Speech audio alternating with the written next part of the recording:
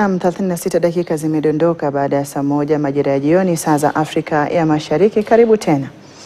Naam, afisa mmoja wa kitengo cha GSU anayehudumu katika chuo cha mafunzo cha GSU Embakasi anasakwa na vyombo vya usalama kufuatia mauaji yanayodaiwa ya mpenzi wake katika eneo la Mihang'o, Nairobi. Afisa huyo anaaminika kuwa mtu wa mwisho kuonekana na mwanamke huyo ambaye mwili wake ulipatikana ndani ya nyumba aliyokuwa amekodisha Jumapili asubuhi.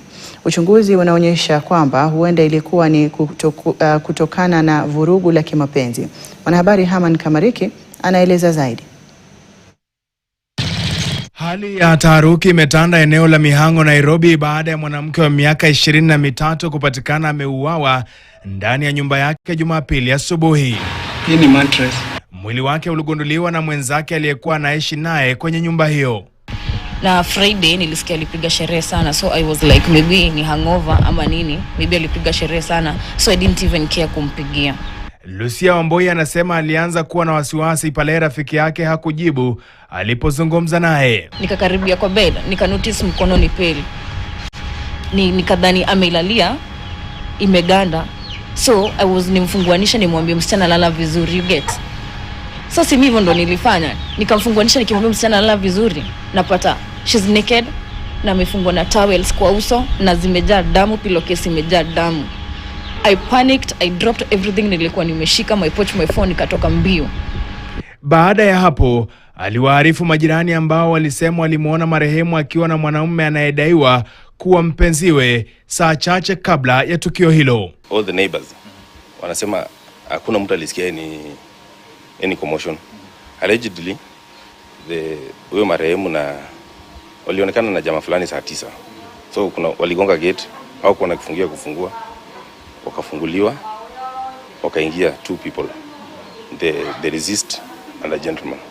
Polisi waliarifiwa na walipofika eneo la tukio walipata mwili wa mwanamke huyo ukiwa kitandani ukiwa na jeraha la kuchomwa kisu kichwani. When the police officers went to the house, they found the body on the bed with a stabbed wound. Uchunguzi wa awali unaonyesha kuwa marehemu alikuwa na uhusiano wa kimapenzi na mshukiwa. Kuna time beshtangu alinicall kaniambia, unajua sije kuambia lakini alikuwa anapigwa. Akaniambia hata alikuwa anampiga makofi ili nini. Sasa tulichukulia ile, can you stop dating that person kama unakuwa toxic. Baadaye polisi walimtambua mshukiwa mkuu kama Bernard Mutiso, afisa anayehudumu kwenye kikosi cha GSU. He was one of staff at GSU training school, but he has absconded duty for the last either 10 or 20 days. Mwili wa marehemu ulipelekwa katika hifadhi ya maiti ya City ambako unasubiriwa kufanyiwa upasuaji. Ni hapa katika nyumba hii ambapo msichana huyu anasemekana kuuawa na kisha polisi wakaja hapa na kuchukua mwili wake mapema. Lakini bado uchunguzi unaendelea huku maswali yakibuka. Je, ni kipi ambacho kilipelekea kifo cha msichana huyu na ni vipi wangeingia wakiwa katika hali ya mapenzi na kuacha wa hapa wakiwa katika hali ya huzuni? Haman Kamariki, KTN, Nairobi. Na mtazamaji, kufikia hapo nafika mwisho mwa taarifa za KTN leo jioni ya leo, na nitakuwa na kuacha na utabiri wa hali ya hewa ambao unatabiri kwamba katika siku 7 zijazo basi jua na ukavu utakuwa unashuhudiwa kwenye maeneo mengi ya nchi, na vile vile katika baadhi ya maeneo mvua inatarajiwa kunyesha ikiwemo maeneo ya bonde la Ziwa Victoria na nyanda za juu za Mashariki.